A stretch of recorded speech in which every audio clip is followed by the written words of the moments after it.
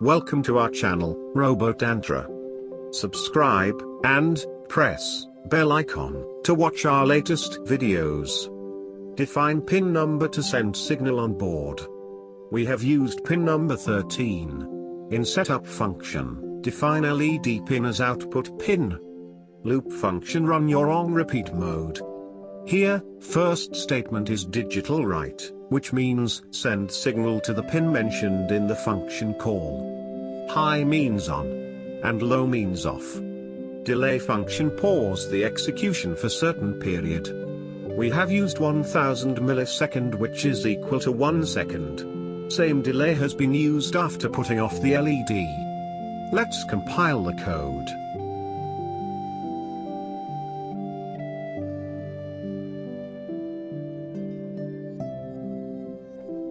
Connect LED bulb with Arduino board.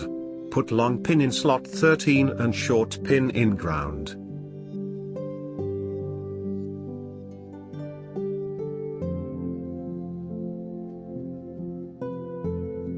Now we will use jumper wires instead of directly attaching the LED on Arduino board. We have used yellow wire with ground and red wire for positive, for pin number 13.